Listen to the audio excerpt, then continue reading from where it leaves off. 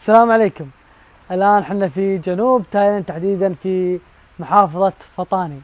هذه المحافظة يوم من الأيام كانت مملكة، دولة مسلمة، لكن الحين صارت منطقة تبع مملكة تايلاند. احنا الحين في هذا المصنع الجميل، هذا مصنع أخوكم مشارك فيه جزء منه بسيط، ودائما يكون تحديدا دهن البراتين ودهن الجنوب تايلاند من هذا المصنع. ما عندنا شيء نخفيه عليكم، كل شيء واضح قدامكم، من وين نجيب شغلنا، من اي مكان، وشلون طريقتنا. طبعا تشوفونه قدامكم، هذا هو خشب العود قبل الطبخ.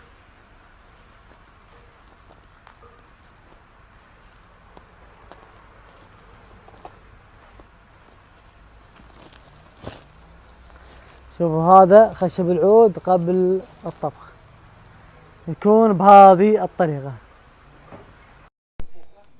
وهذا هو خشب العود.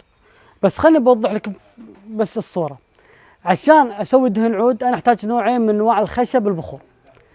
انا لما اقص الشجرة مرات القى انه ما شاء الله كمية الزيت عالية متركزة في اماكن معينة، فهذا ادري انه للتبخر، فانظفه فاخذ الدست ماله واسوي منه دهن عود. او اني بعد ما اقص الشجرة القى ان الزيت فيها منتشر بطريقة غريبة شوي، فما اقدر اتبخر فيه، فهذا اقصه واسويه للدهن العود. نفس هذا الخشب تحديدا. شوف هذا الخشب ما يصلح للتبخر، لكن يصلح للدهن العود. اخذه اطحنه، اجففه اول شيء واطحنه واسوي دهن عود. شوفوا شلون نقطة الزيت منتشرة، شوفوا هني شلون متوزعة، شوفوا. فما يصلح للطيب، ولكن يصلح اني اسوي منه دهن عود. حط اطحنه واحطه في صدور الطبخ. وراح اشرح لكم الحين شلون تغسل. قبل لا اوريكم الخطوة الثانية من طبخ دهن العود، خليني بقول لكم سالفة حلوة صارت لصاحبي. صاحبي يوم شرى الارض على البحيرة مباشرة، زين، وسوى المصنع اللي هو هذا تشوفونه قدامكم الحين، يعني تطلع لكم الكاميرا. شوف هذا المصنع اللي كان صور فيه قبل شوي. راح سوى طبخ اول طبخة دهن العود، اخذ الماي اللي يطبخ فيه الخشب من ماي البحيرة. فبعد ما طلع دهن العود فما عجبه الريحة، فراح وغير خشب، هم ما نفع. عرف ان المشكلة ممكن تكون من الماي، فقام وغير الماي، فهم ما نفع. فقام يسأل الخبرة، قال لازم جيب ماي ارتوازي. ماي ارتوازي هو دائما افضل شيء لدهن العود. فحفر بير 50 متر عشان يطلع ماي حلو، وسوى منه دهن العود، فضبط، فكان من اجمل دهن العود اللي استخدمتهم واللي نزلهم في شركة سلام الطيب. احنا الان في المكان اللي نطحن فيه الخشب اللي نسوي منه دهن العود. هذا طبعا الخياش مثل ما انتم شايفين، يطلعون الخشب يحطونه هني، بس يطلعونه شيء لازم يكون ناشف، وتقدر تنشيف بالشمس او يحطونه قريب من جذور الطبخ وهي حاره عشان تجفف الماء اللي فيها او الرطوبه اللي فيها. ياخذون الخشب هذا ينزلونه في الماكينه، وتبدا الماكينه تطحنه وتنزله في هذه الخيشه العنابيه او هذا القماش العنابي. شغل الماكينه.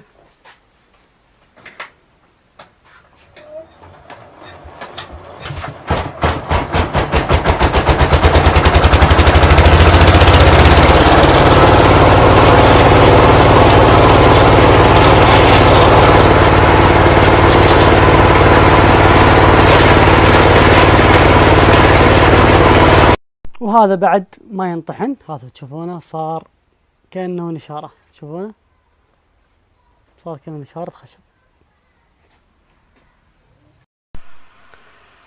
والخطوة ما بعد طحن العود نخمره.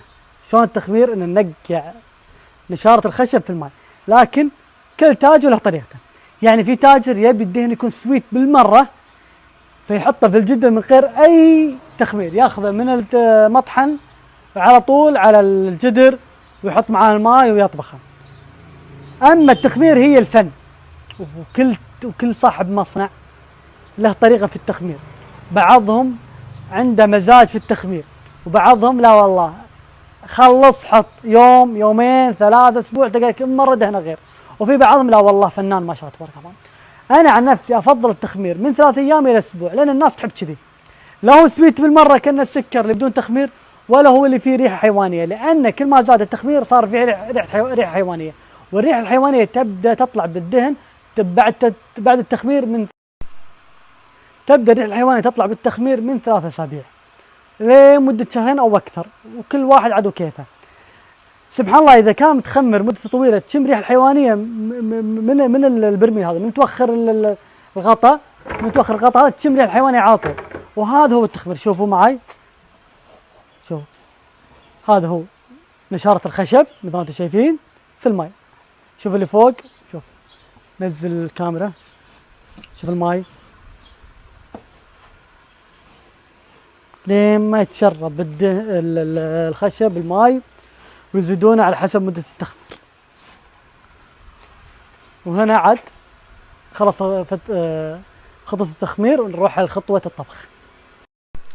وهذه الخطوة ما قبل الأخيرة بعد استخراج الدهن العود. ناخذ نشارة الخشب من التخمير ونحطه بالجدر، وكل صاحب مصنع له طريقته. المصنع الحطب وما أدراك مصنع حطب، مصنع حطب متعب جدا غير عن كل مصنع ثاني. ليش متعب؟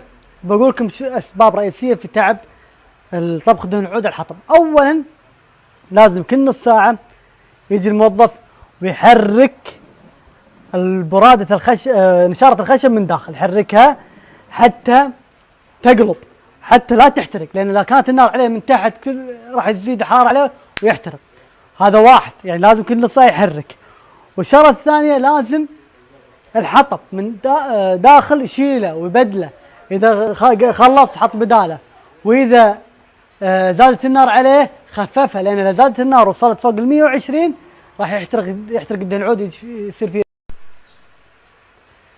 فإذا زادت النار عليه أو ما قلبت الخشب من داخل، نشارة الخشب من داخل، راح يصير في ريحة حرق في الدهن. فلازم تركز على النار وتركز على درجة الحرارة وتقلب النشارة من داخل. بعد ما تزيد الحرارة وتطلع بخار الماء، عملية تكثيف اللي درسناها بالعلوم، يطلع بخار الماء مع هذه الأنبوبة، يطلع البخار يصطدم في جسم صلب. هذا هنا جسم صلب، فيبدأ يصير ينقط ماء، فينزل الماء ويصعد الدهن فوق. فتشوفون هذا اللي فوق هذا هو الدهن العود، تشوفونه هذا الأسود هو دهن العود. بعد ما يخلص مدة الطبخ، وكل مصنع له طريقته، في ناس يخلونه 3 أيام، في ناس يخلونه أسبوع، وكل واحد له طريقته. بعد ما يكون في نسبة دهن فوق النسبة. وهذه الخطوة الأخيرة، إنك تطلع الدهن، تطلع الماء، وبعدين تطلع الدهن العود بروحه. راح أوريكم شلون طريقة الخطوات. أولا تنزل الماء، تفتح، شوف الماء نزل، تشوفونه.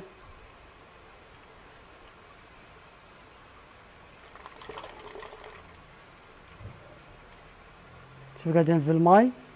هذا الماء ما نحتاجه في أي شيء كلش، احنا نبي الدهن. هذا الدهن ننتظر لما يوصل لهذا المكان، ثم نغلق الزجاجة، وبعدها نفرقها في زجاجة أخرى.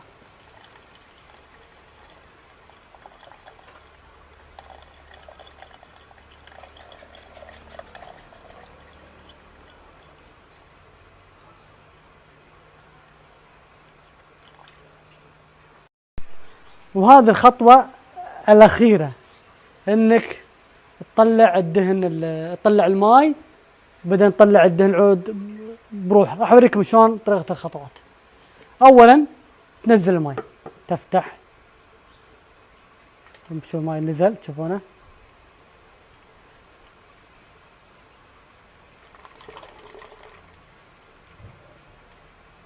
شوف قاعد ينزل الماء. هذا الماء ما نحتاجه في أي شيء كلش، احنا نبي الدهن. هذا الدهن ننتظر لما يوصل لهذا المكان، ثم نغلق الزجاجة، وبعدها نفرقها في زجاجة أخرى.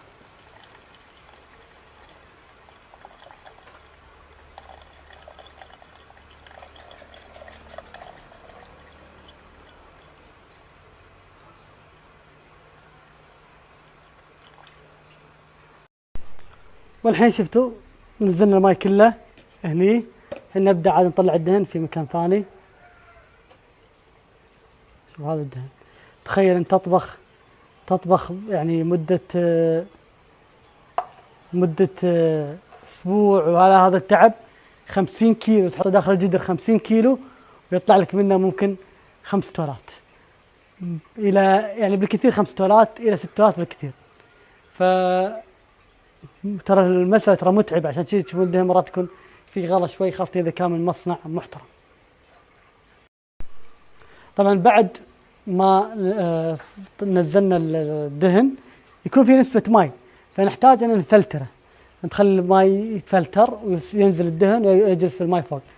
يا جماعة يعني ترى تشوف هذا حديد داخل في شيء نفس الربل لكنه يمسك الماء. هذا الشغله ترى اول مره اشوفها الا في تايلاند، ما شفتها في كثير بالدول، بس شفتها في تايلاند. شوف الحين يبدا ينزل، ثواني ويبدا ينزل، شوفون ينقط داخل لين ما ينزل تحت. لكن على ما ينزل خليني اشرح لكم. تشوفون هذه البطول هذه كلها من الجذور، كل جذر عقب ما يطلعون الدهن اللي فيه يشمون ريحته، يشوفونه هل هو زين مو زين. اذا اوكي جمعوهم هني، جمعوا بهذه، يعني هذول الحين تحت الاختبار، اذا اوكي مضبوطات ريحتهم اوكي ما فيهم حرق ما فيهم اي شيء صبوها فاجمعوها هني، وبعدها عاد يتم فتره التعتيم. طبعا بعد ما نزلنا الدهن يكون في نسبه ماء، فنحتاج ان نفلتره، نخلي الماء يتفلتر وينزل الدهن ويجلس الماء فوق. يا جماعه يعني ترى تشوف هذا حديد داخل في شيء نفس الربل لكنه يمسك الماء. هذا الشغله ترى اول مره اشوفها الا في تايلاند، ما شفتها في كثير بالدول، بس شفتها في تايلاند. شوف الحين يبدا ينزل، ثواني ويبدا ينزل، شوفون ينقط داخل لين ما ينزل تحت. لكن على ما ينزل خليني اشرح لكم. تشوفون هذه البطول هذه كلها من الجذور، كل جذر عقب ما يطلعون الدهن اللي فيه يشمون ريحته، يشوفونه هل هو زين مو زين.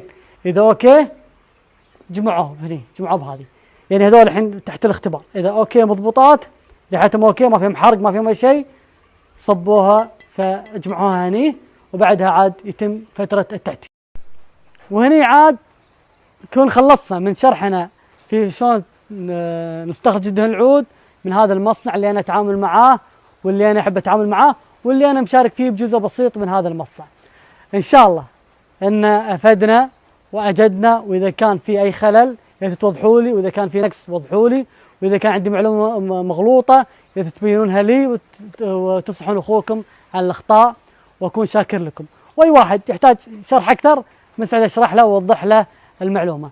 وهنا عاد استودعكم الله الى مصانع اخرى والى غابات والى جولات جميله في هذا المكان اللي انا احبه. السلام عليكم.